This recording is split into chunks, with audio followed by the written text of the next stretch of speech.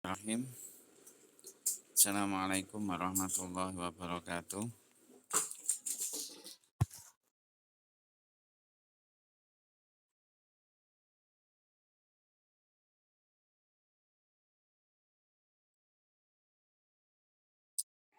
Alhamdulillah, kita bersyukur kepada Allah pada siang hari ini telah melakukan sholat Jumat bagi yang laki-laki dan yang perempuan.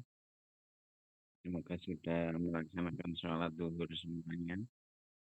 Bagi yang belum, nanti segera melaksanakan sholat duhur. Bagi yang belum makan, juga sambil makan tidak apa-apa. Marilah kita bersyukur kepada Allah bisa melaksanakan pertemuan yang kedua dalam keadaan sehat walafiat, tidak ada halangan apapun.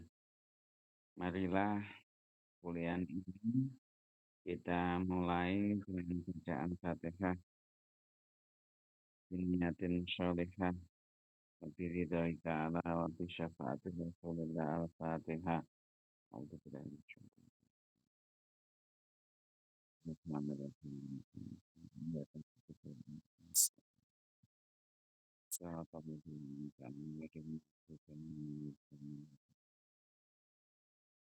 Baik, pada pertemuan ini dulu sholawat dan salam kepada baginda Rasulullah Sallallahu Alaihi Wasallam. Semoga kita selalu bisa membaca sholawat, meniru teladan-teladan beliau, sehingga nanti di Yaumul Qiyamah kita akan mendapatkan syafaat dari beliau. Baik, pada siang hari ini kita akan membahas tentang di makalah tertulis dasar-dasar usul fiqh ya. Entah nanti isinya itu apa. Dalam makalah ini yang bawah, dalam makalah yang berjudul Sejarah dan Aliran Usul Fiqh. Di atas dasar-dasar usul fiqh. Ya, nanti kita lihat, kita dengarkan bersama dan kita lihat bersama keterangan dari presentator 3 orang tadi. Ini tulisannya hilang ya, 3 orang tadi. Nanti kita dengarkan bersama-sama. Saya harapkan ada masukannya juga.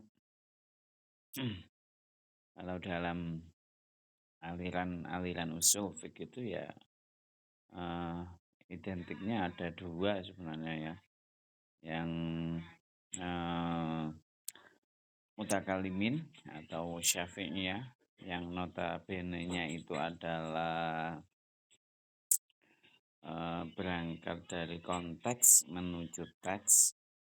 Kemudian aliran yang kedua itu adalah Hanafiyah atau Al-Fuqaha yang berangkat dari teks menuju konteks. Yang pertama Syafi'iyah itu identik dengan memunculkan hukum baru. Kemudian sebaliknya kalau Hanafiyah atau Al-Fuqaha itu adalah mempertahankan pendapat yang lama. Kemudian ada yang di era modern ini maqasid syariah itu yang digagas oleh siapa Al-Muwafaqat itu adalah pendekatan kedua-duanya antara konteks dengan teks itu digabungkan muncul maqasid. Baik itu nanti lebih lanjutnya mungkin akan dijelaskan tentang usul fiqh ya, dasar-dasar usul fiqh. Ini dasar-dasar usul fiqh. Usul sendiri itu dasar, ya, tapi ini dasar-dasarnya ilmu usul fiqh. Ya. Mungkin nanti dijelaskan pengertian, definisi, kemudian derivasi dari usul fiqh itu yang mendekati itu atau yang lainnya nanti. Baik, terima kasih kepada khususnya kepada ketiga presentator Ahmad Hunaini Zaki Zakaria, Nirmala Aprilia Wardani, dan Siti Zumrotul Wahidah. Ya, kepada ketiganya kami haturkan. Ya, silakan.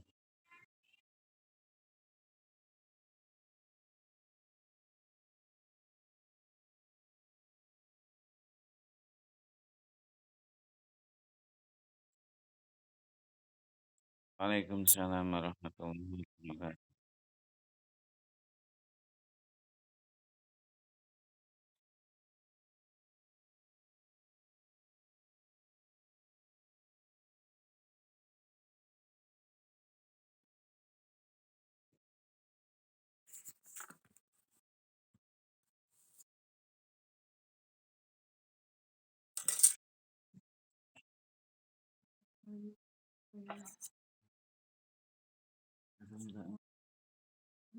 Mbak ngono.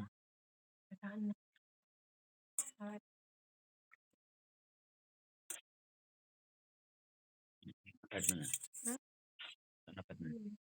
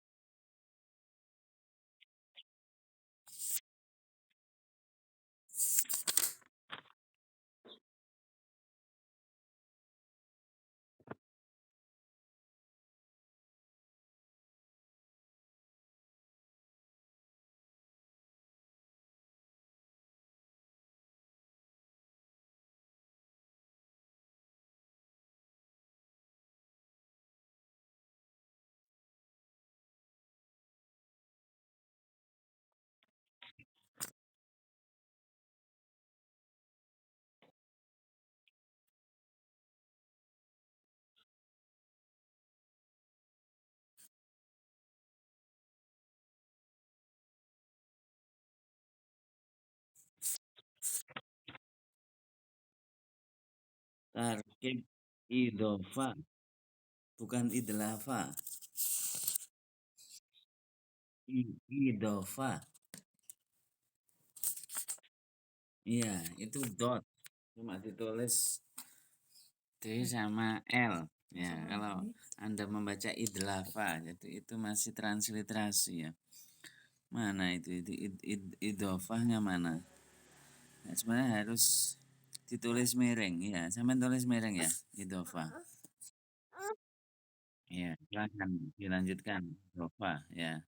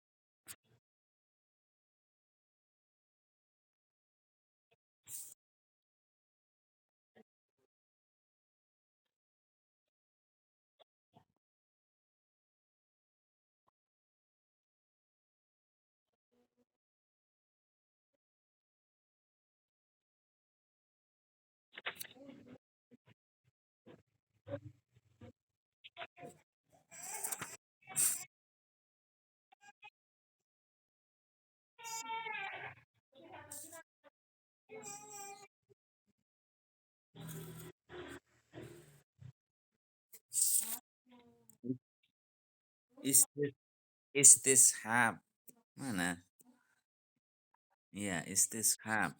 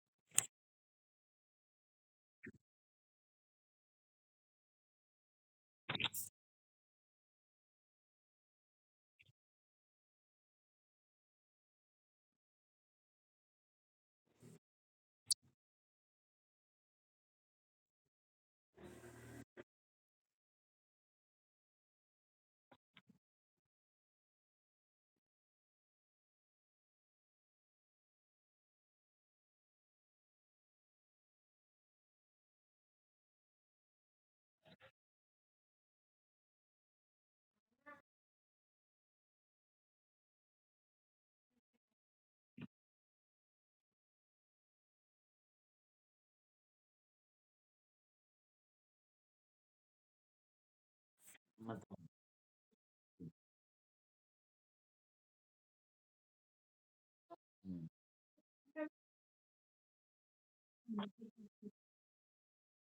Mangan-mangan Kak Wira. Hmm.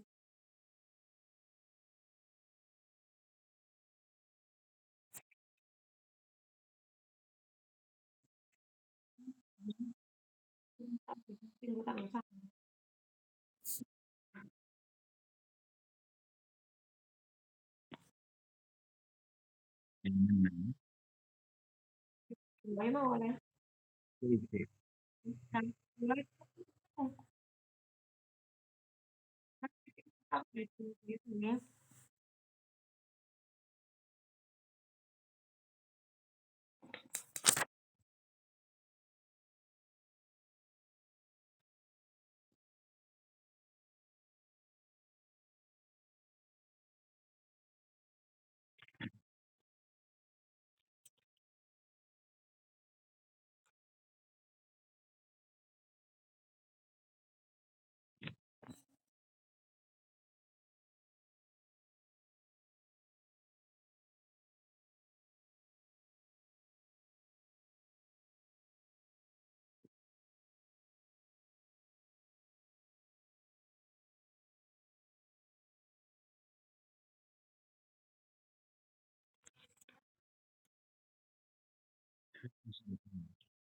Tidak bisa.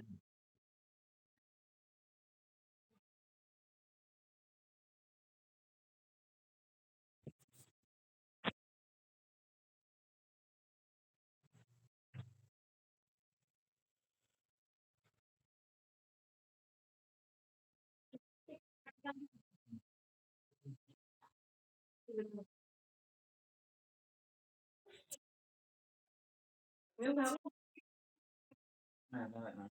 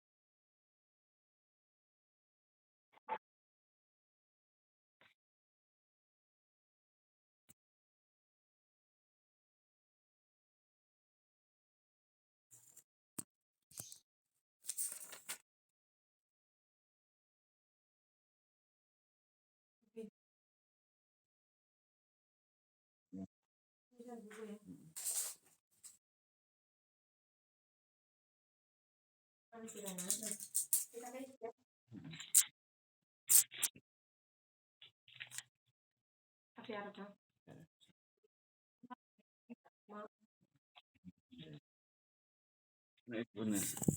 Ya, sampai di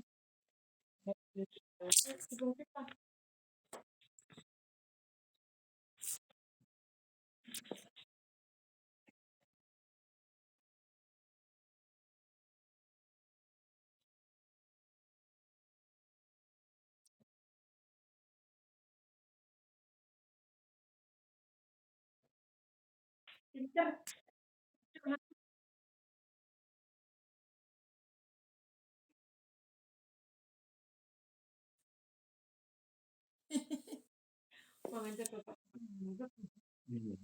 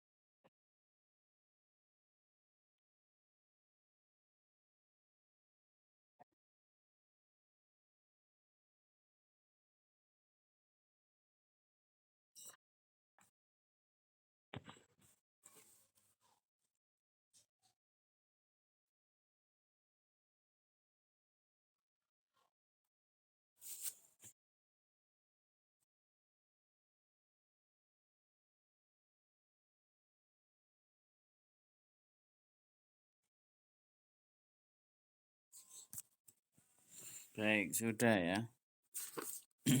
Mengenai makalah, sudah ini ya, sudah dilihat buku pedoman penulisan makalah sudah ya.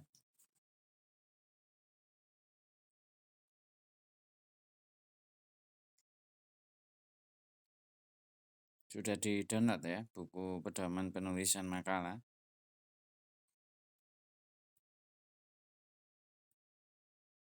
Nah, ini penulisan referensinya bagaimana ini? Footnote.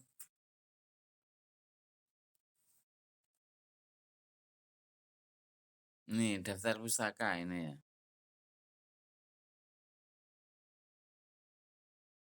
Ini daftar pustaka. Kemudian ini juga cara menulis. Ini kan nama pengarang.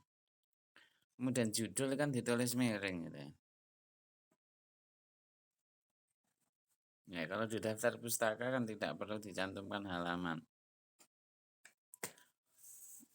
Coba dilihat lagi penulisan ini. Coba yang ke atas, yang di awal. Ya, ada penulisan footnote apa tidak? Coba atasnya. Footnote yang di bawahnya nggak ada sama sekali ya. Mulai dari awal sampai akhir belum ada penulisan footnote ya.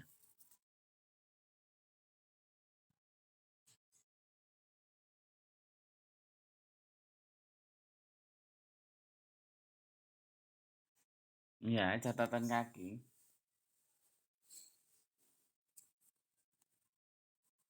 Catatan kaki. Nggak ada kan catatan kaki. Ini PDF kan ya? Ya, harus ditulis catatan kakinya ya.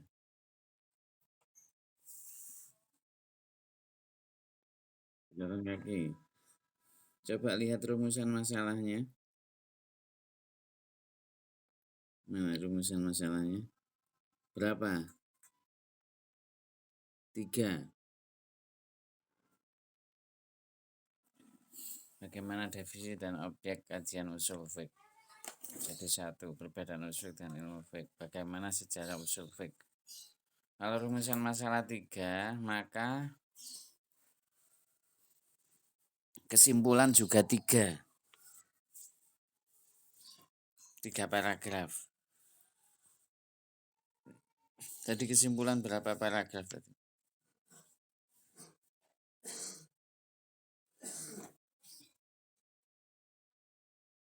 5. Ya, kesimpulan menurut saya tidak usah dikasih nomor, tapi berbentuk paragraf saja. Kalau definisi usul fiqh ya Anda ungkapkan penegasan definisi usul fiqh. Jadi pengertian usul fiqh mengambil berapa pendapat?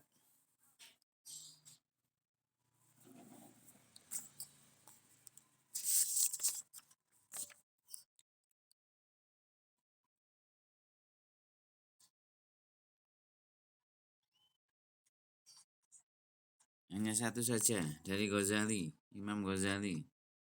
Ya, tidak mengambil yang lain ya. Ya itu kan semisal pendapat Al-Ghazali ya ini sampai mengambil dari mana ya. Berarti kan itu mengutip pendapatnya Al-Ghazali. Jadi otomatis harus ditulis referensinya. Hmm. Mati ya, kalau nggak kelihatan. Baik itu. Baik itu dari saya sementara. Silakan didiskusikan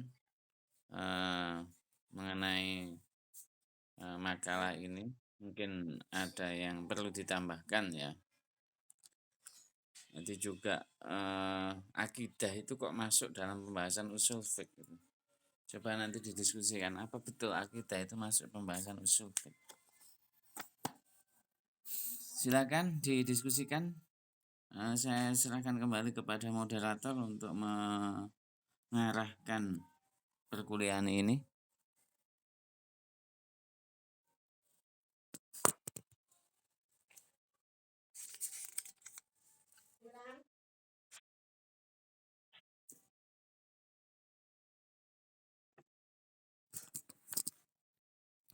Bebas, terserah sampean. Diskusi boleh, tanya jawab boleh. Apa bedanya diskusi sama tanya jawab?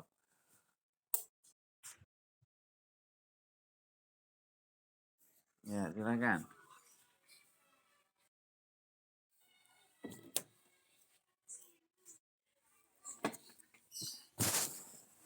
Sensor. Wah, kan kok santai ini. Ini kok santai. Lan, Bapak Lan. Bapak, mari mangan ya. Halo Bapak ah.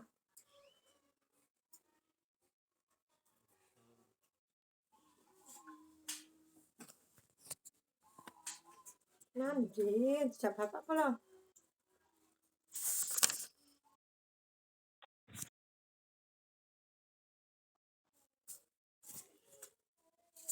Jangan lupa dicatat ya notulensi ya. Saya serahkan kepada pemakalah. Nanti diupload di e-learning beserta makalahnya. Sudah saya sediakan foldernya. Ya, silakan dilanjut pertanyaannya.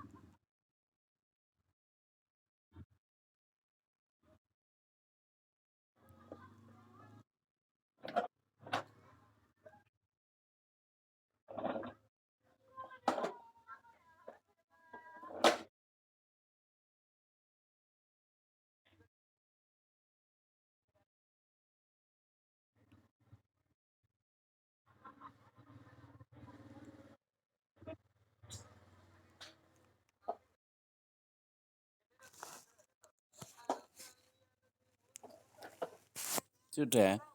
Yang lainnya?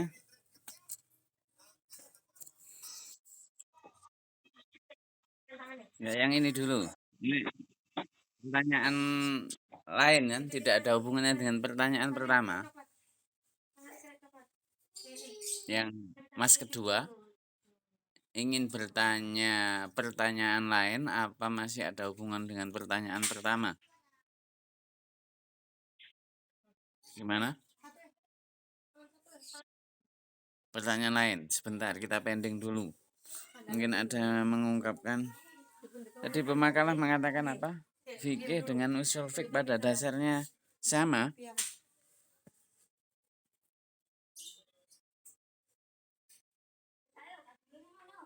Coba diulang lagi jawaban pemakalah.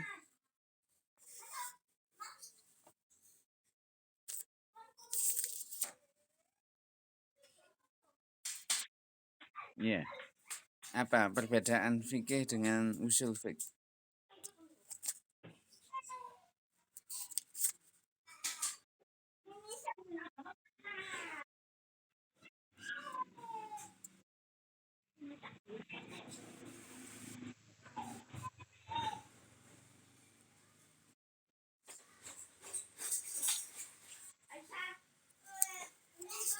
Ya, coba diulang lagi. Fikih itu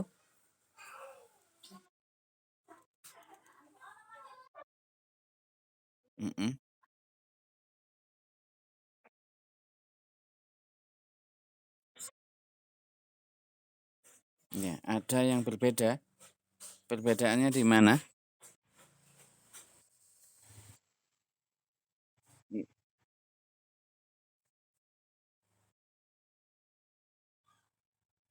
Akhlak. Akhlak dibahas di fikih.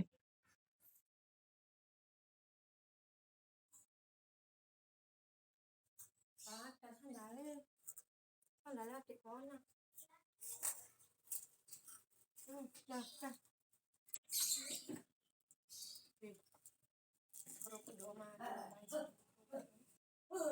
Iya. Ya, bagaimana? Apa perbedaannya? Sama apa beda? Kalau sama, persamaannya apa? Kalau beda, bedanya apa?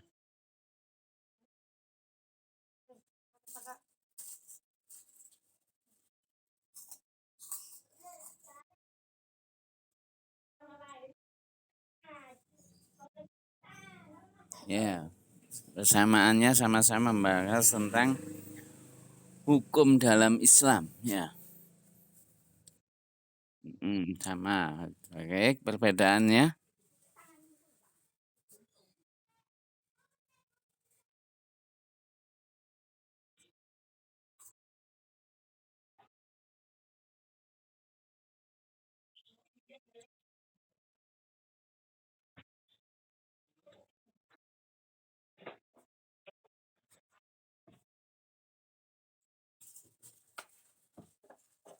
Bisa diperjelas lagi?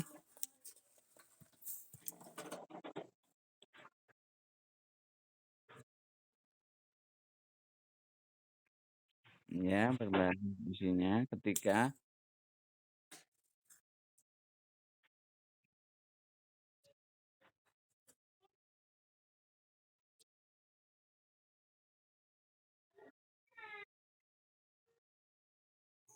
ya. Apa itu menyamakan hukum asal itu apa itu? Apa menyamakan hukum asal?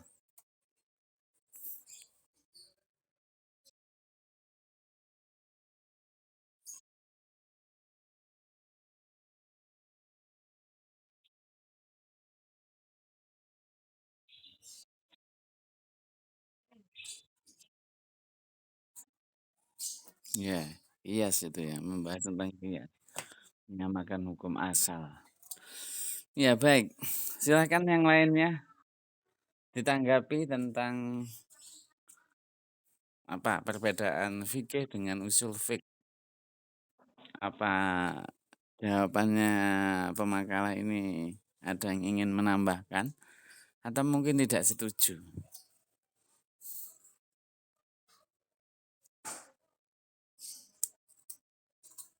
Ya, silakan. Nggak ada pertanyaan yang bagus sampai membingungkan pemakalah. Jawabnya masih kurang mantep ya, masih ada keraguan.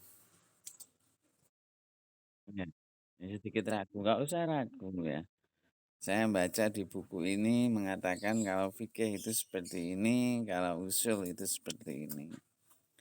Ya sebenarnya simpel saja. Sebenarnya simpel saja perbedaan. Fikih itu merupakan produk. Produk itu apa? Produk itu hasil ya. Ibarat onde-onde itu ya wis dadi onde-onde ya.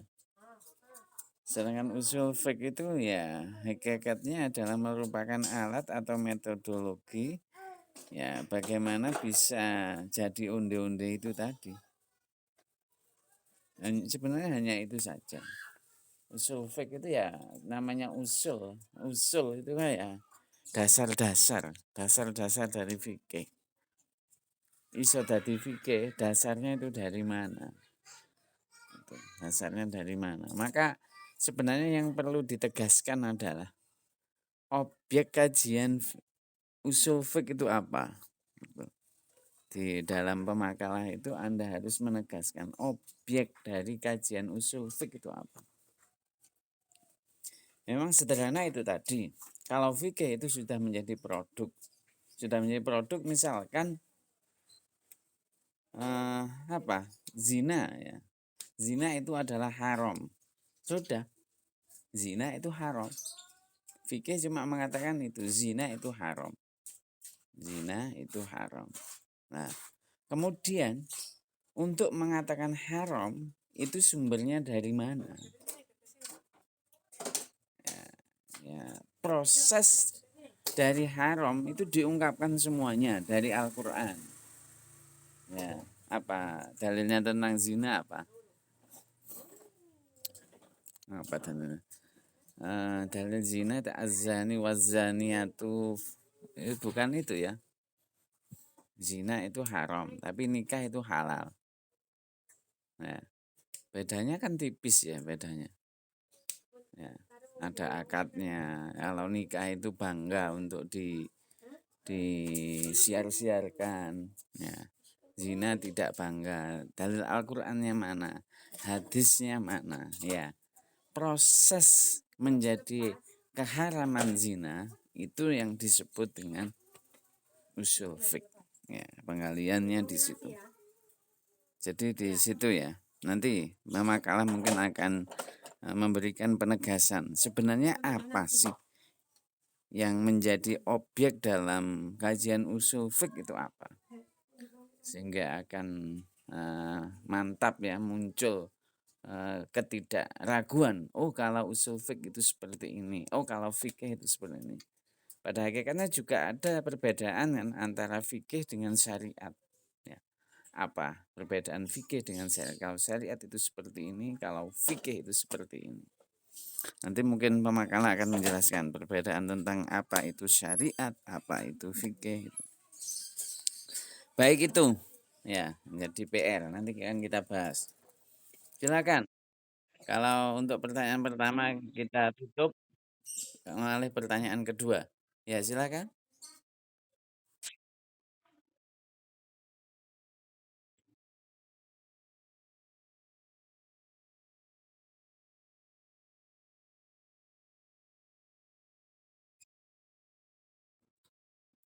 Iya betul. Iya metodologinya, alat atau metodologinya. Iya.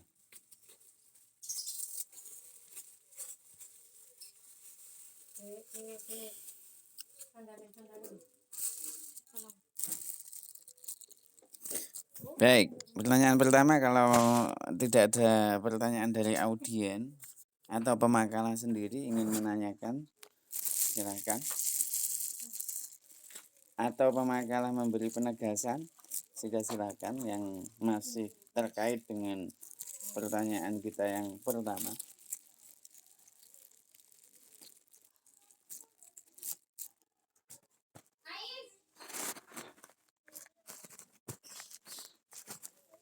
Baik, kalau tidak ada silakan pemakalah saya kembalikan ke moderator untuk menyetir diskusi ini ke pertanyaan selanjutnya.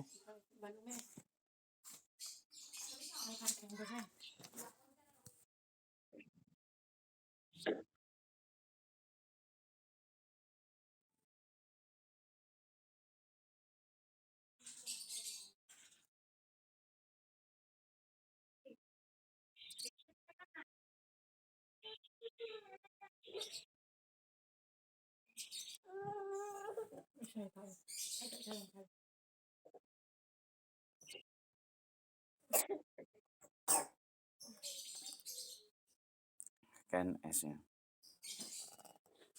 Akan S ya. Itu gerget itu. Ya Allah. Padahal S enggak ya. Ini kok pasang. Ikuti kan. Enggak mam. Umi sih mam. Umi sih mam. Loh, kalau nanti.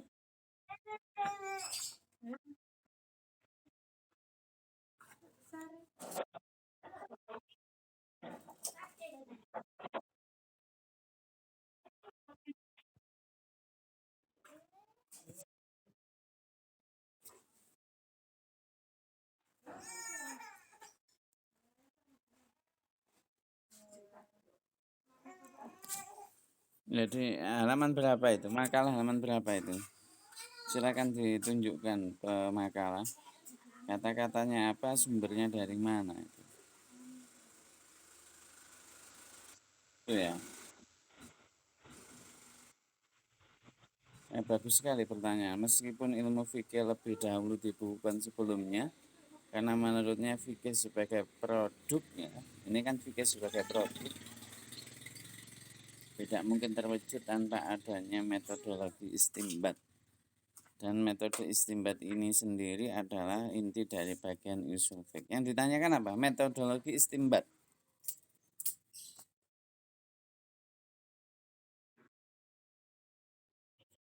Ya, baik nanti pemakaran yang menjawab ya. Tadi saya tegaskan lagi mengenai usul fikih kayak pabrik gitu. Tahu itu produknya pasti ada pabrik tahu ya. Kerupuk itu produknya pasti ada pabrik kerupuk. Mie ya di Gresik itu terkenal mie sedap ya. Pasti ada pabrik mie sedap ya. Baik itu, nanti ya, apa yang dimaksud metodologi istimbat ya? Nanti pemakalah akan menjelaskannya. Baik, itu pertanyaannya.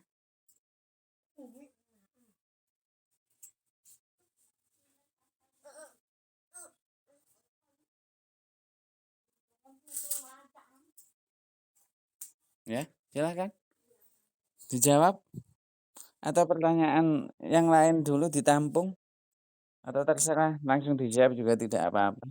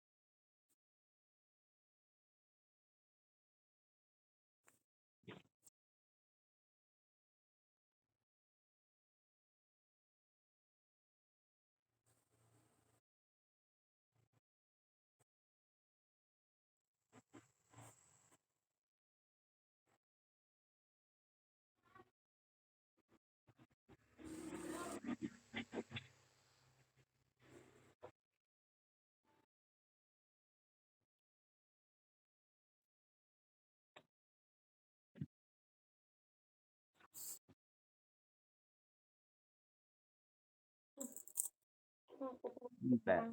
Nah, gimana?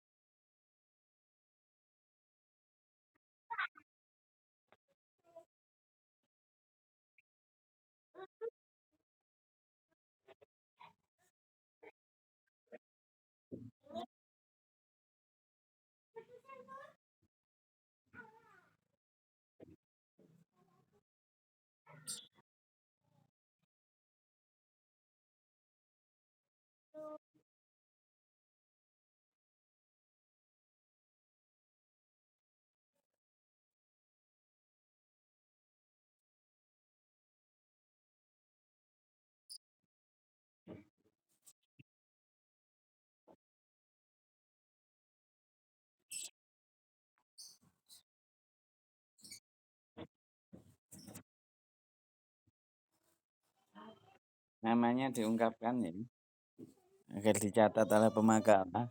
Karena saya yakin pemakalah nggak hafal ini nama satu persatuan, belum pernah ketemu juga.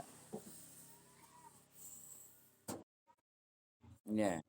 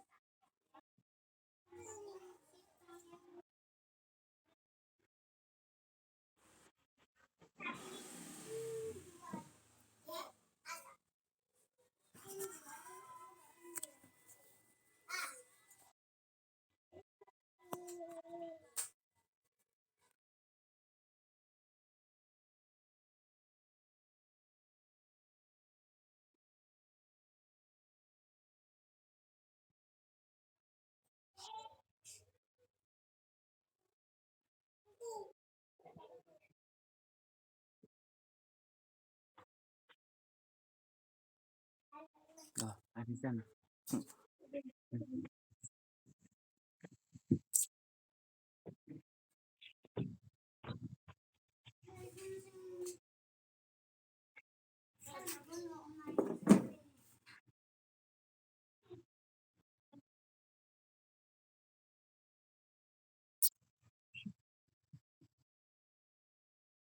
Kak po, kak.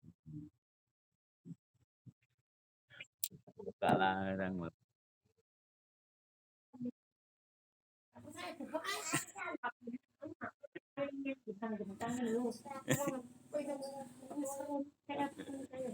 Cicak nggak pernah nih.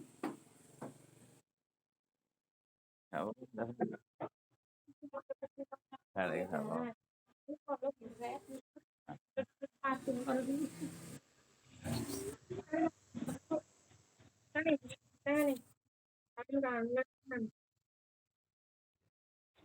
Salam, salam nih, salam nih.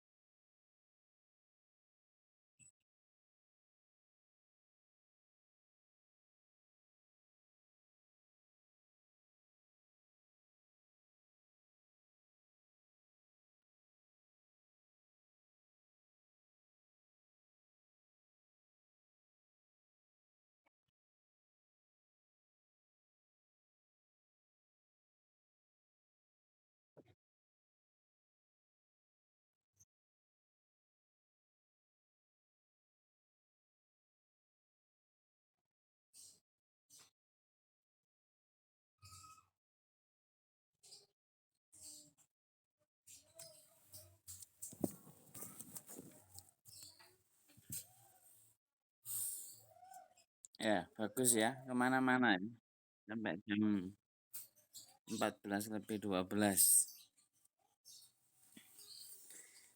Baik, saya senang kalian sudah berdiskusi kemana-mana, sudah berbicara banyak. Terima kasih atas argumentasinya. Memang yang saya harapkan adalah seperti itu. Cuman perlu saya garis bawahi, sebenarnya pertanyaannya itu sederhana ya. Metodologi istimbat hanya itu saja. Terus yang kalian bahas tadi itu objek ijtihad atau apa tadi? Dalil-dalil syara ya. Al-Qur'an, hadis. Padahal nanti season kedua ini, kelompok kedua ini kayaknya membahas tentang Al-Qur'an. Ya, membahas tentang hadis ya. Al-Qur'an pun yang digali, yang jadi kajian usul fiqh itu bukan yang qat'i ya. Tapi yang bersifat dhonni.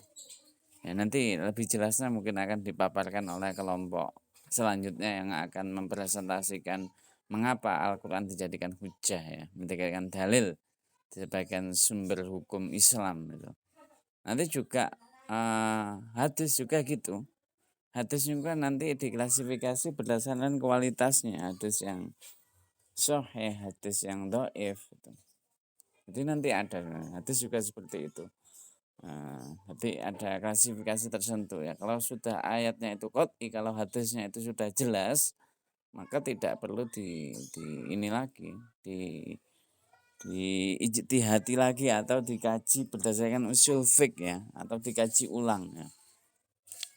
Ingat karena usul fiqh itu adalah ibarat mesinnya yang selalu memproduksi hukum-hukum baru. Atau kalau ada bantahan jadi mempertahankan hukum yang lama yang tetap eksis gitu. Nah, kemudian yang perlu saya tekankan adalah di makalah itu sebenarnya sangat sederhana, metodologi istimbat ya. Ya metodologi itu metodologi itu lebih terperinci. Kalau metode itu salah satu cara ya, ya. Istimbat sendiri itu adalah penggalian hukum. Jadi yang dimaksud penggalian hukum tadi sudah saya ungkapkan, asalnya itu belum dihukumi, kemudian digali hukumnya itu menjadi ada. Atau kalau sudah ada, itu diungkapkan, mungkin ada yang belum tahu. Itu namanya istimbat, menggali hukum. Ya.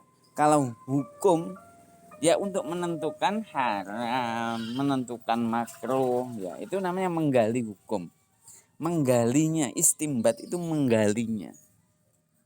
Istimbat itu menggalinya.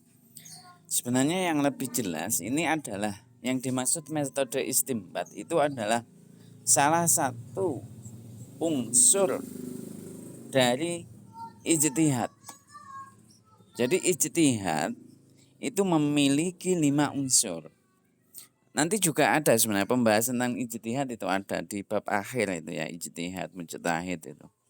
Kalau saya mengutip pengertian Muhammad Abu Zahra dalam buku Usul Fiqh ya, itu yang dimaksud dengan ijtihad itu adalah badlul faqihi wus'ahu fi istimbatil ahkami. Ini yang digarisbawahi tadi, istimbatil ahkami al-amaliyah min adillatihat tafsiliyah.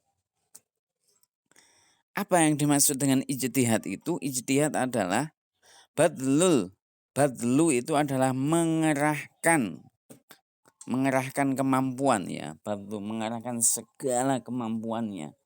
Ya misalkan mendorong batu yang besar ya, mengerahkan kemampuannya, ada yang cukup dengan tangan ya, kalau tidak kuat ya pakai linggis, tidak kuat lagi itu pakai pakai apa?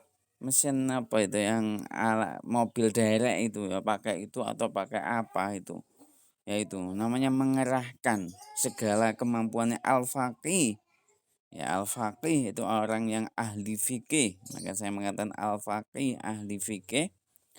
Ya wus'ahu ya yang kemampuannya fi istimbatil ahkam, untuk apa? Untuk menggali hukum, fi istimbatil ahkamil amaliyah, untuk menggali hukum.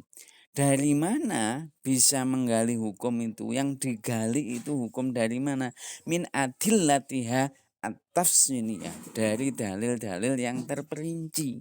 Yang dimaksud dalil-dalil terperinci itu ada yang dalil disepakati, yaitu Al-Quran dan hadis. Semuanya itu sudah sepakat. Kemudian yang itu kan kalau Al-Quran dan hadis itu sumbernya adalah biriwayah. Biriwayah artinya ya tidak bisa kita karang. Namanya juga biriwayah, jari ini gitu ya. Kalau Al-Quran kalamullah ya sudah. Kata Allah itu ya itu, tidak bisa kita rubah. Dalam menulis makalah pun kita tidak bisa merubah Qul huwallahu ahad, kita rubah tidak bisa. Memang dari sononya sudah gitu. Kecek plagiasi pun itu ada toleransi. Kalau memang yang dikutip itu Al-Quran. Hadis juga seperti itu. Tidak bisa kita rubah. Ya. Yang berbeda dari Al-Quran bukan Al-Qurannya tapi penafsirannya. Yang membedakan hadis itu biasanya lafadznya berbeda dan kualitas hadisnya itu berbeda. Ya. Itu kedudukan yang paling tinggi min adillati tafsiliyah, yang dalil yang terpinci ada Al-Quran dan hadis. Itu yang beriwayah. Kemudian ada yang lagi yang birokyi, yaitu berdasarkan pendapat seseorang atau orang banyak. Seperti ijma kan orang banyak. Seperti kias, itu kan mengkiaskan yang hukum yang tidak ada dalam Al-Quran. Nanti juga kalian bahas tentang kias. Jadi juga nanti selanjutnya ada istihsan, ada al-uraf, ada maslahah mursalah, dan lain sebagainya. Itu yang dimaksud min adillatiha at-tafsiliyah. Jadi kembali yang dimaksud dengan metode istimbat itu adalah penggalian hukum. Ya. Ya, salah satu unsur dari ijtihad diantaranya menggunakan metode istimbat. Kemudian mengerahkan kemampuan nalar secara maksimum ya dari orang-orang yang berpredikat sebagai mujtahid. Nanti ada syaratnya mujtahid nanti. Ya, syaratnya mujtahid, misalkan ada syarat umum, ada syarat khusus ya. Nanti biarkan makalah selanjutnya saya yang membahas tentang mujtahid. Ya, di antara unsur ijtihad yang lainnya ada objek ijtihad, kemudian ada tujuan ijtihad, ada hukum syara yang diijtihadkan, yang digali hukum syaraknya. Baik itu, ya, saya tegaskan lagi metode istimbat atau metodologi istimbat itu adalah penggalian hukum, baik yang sudah ada maupun yang belum ada. Ya, itu. Silakan saya kembalikan ke moderator.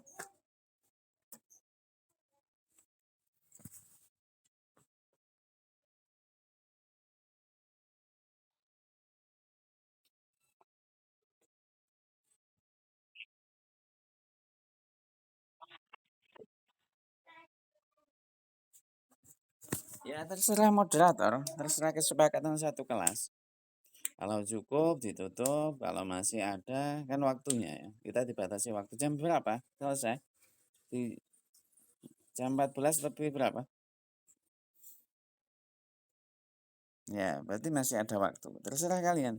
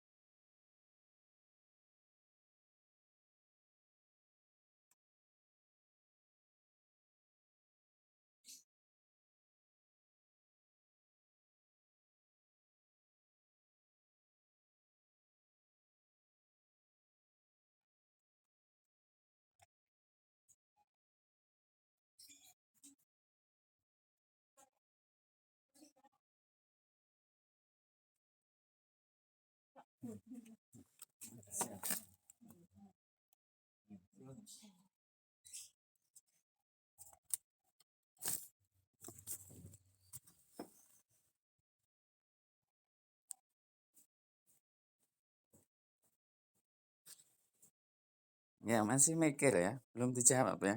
Ya silakan.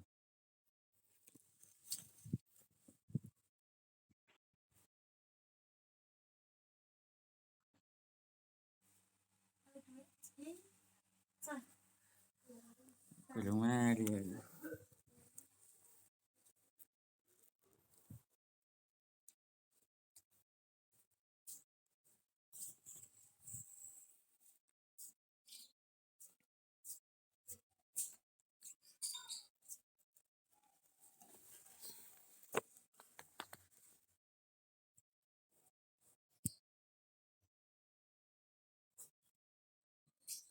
Nih, pemakalah masih mikir ya.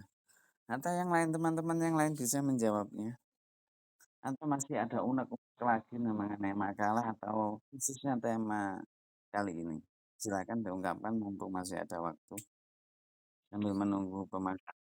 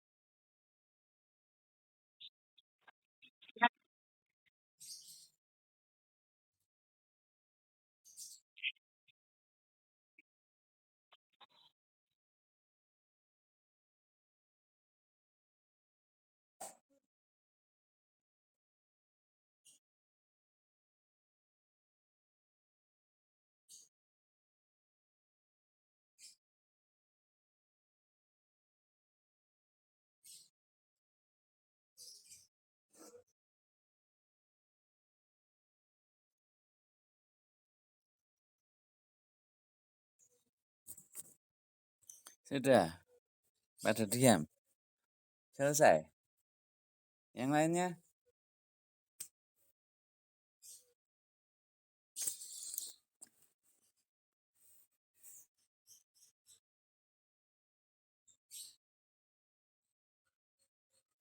Ya, kesimpulannya dua-dua hal penting ya.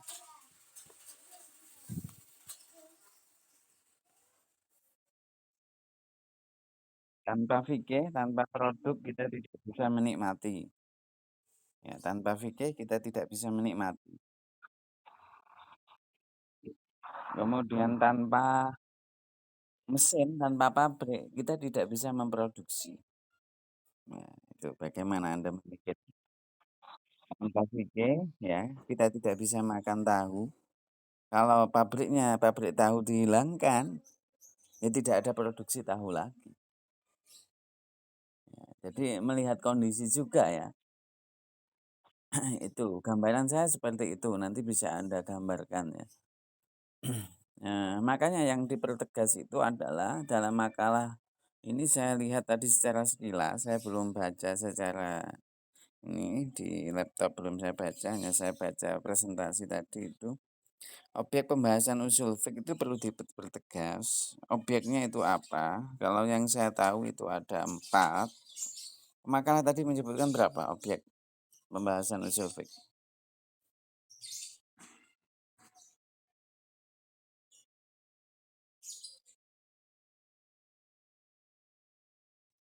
Berapa objek pembahasan usul fiqh? Ada kan ya? Berapa itu? Ini saya nggak lihat. Berapa itu? Ya ini yang saya tanyakan juga. Mengapa akidah kok dimasukkan objek kajian usul fikih? Akhlak juga kenapa kok dimasukkan?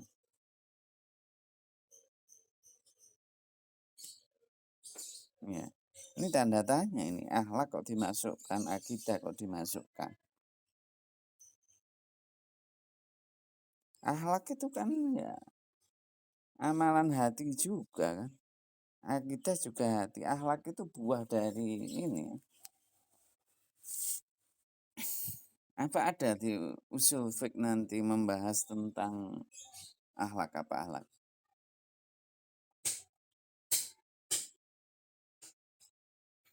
Apa ada membahas tentang akidah, tentang kenabian, tentang hari kiamat, tentang padang mahsyar? Ini saya ingin tanya lagi ke pemakalah ini referensinya dari mana? Coba nanti dikaji lagi. Ya setahu saya adalah yang pertama yang menjadi objek kajian usul fik adalah yang pertama adalah sumber dan dalil hukum. Pertama, sumber dan dalil hukum. Tadi sudah kita singgung juga, sudah Anda bahas Al-Quran, hadis, ijma, qiyas, masalah musalah. Itu namanya sumber dan dalil hukum. Itu yang kita kaji.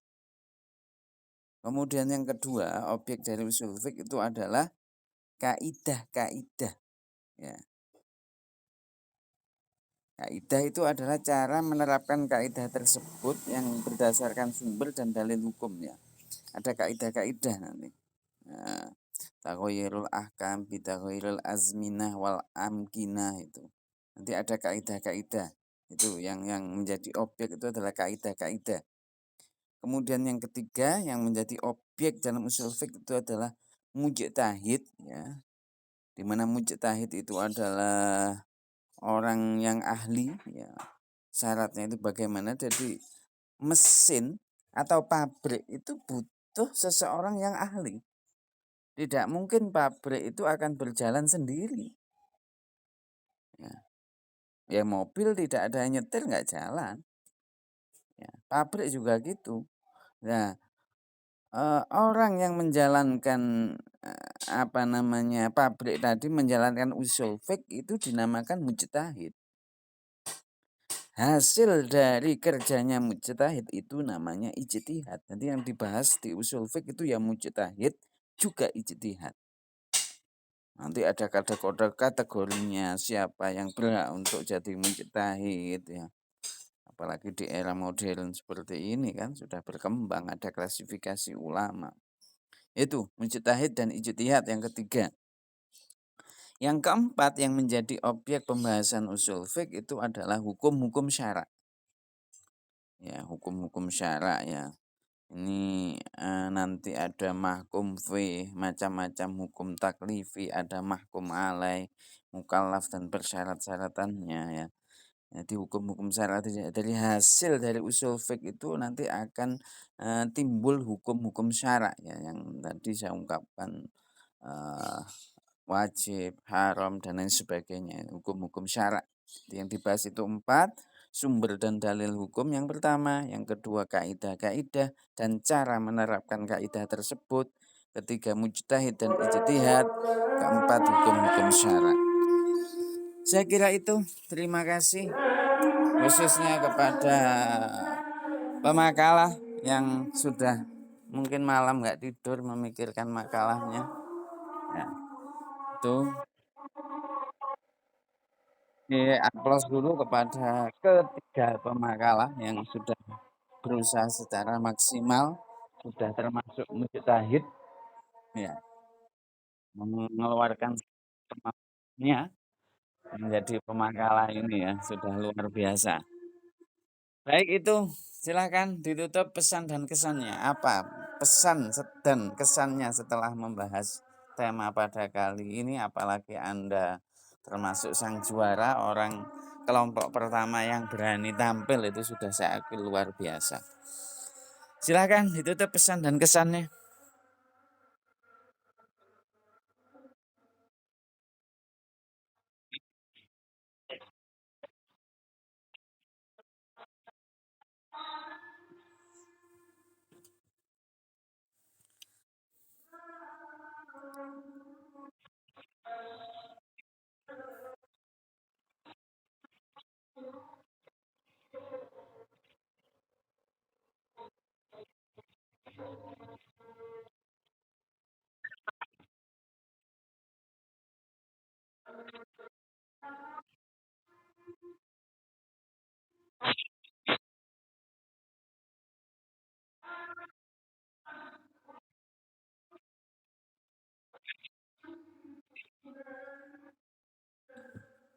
Satunya dari Mbak Nia atau Mbak Nirmala ada lagi yang ditambahkan?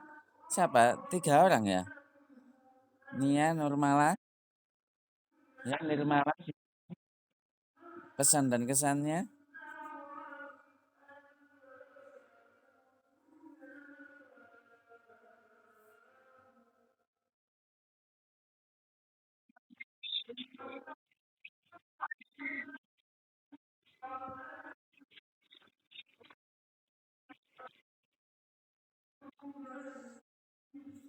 Ya, Mbak Nia Nur.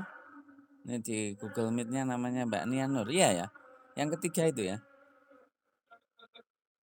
Ya, silakan diungkapkan pesan dan kesannya ketika mengerjakan makalah, ketika mendapat tugas pertama, atau ketika membahas sesuatu yang sulit.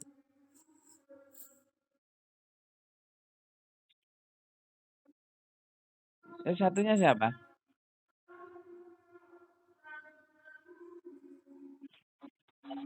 Siapa? Problem ya, nggak bisa masuk ya. Ini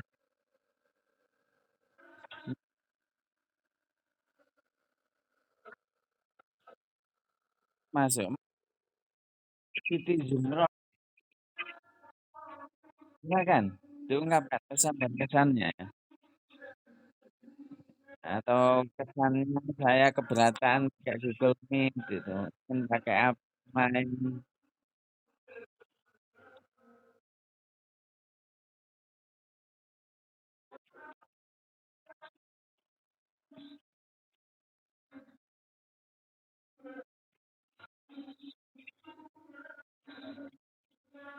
Ya, itu kesannya ya. Kesannya jaga semangatnya, jangan sampai loyo ya sampai akhir perkuliahan ini sehingga semuanya mendapatkan A. Ya, udah ya, itu ya. Siti Zumro siapa ini namanya? Saya nggak tahu lengkapnya. Siti Zumro itu siapa? Ya. Kalau WA-nya sendiri, oh ya, Google Meet-nya sendiri, karena kadang ada yang sampai pegang pinjam HP ya, saya juga kasihan tapi tidak bisa memberi solusi, hanya mendoakan semoga bisa beli HP yang support, laptop juga beli support ya,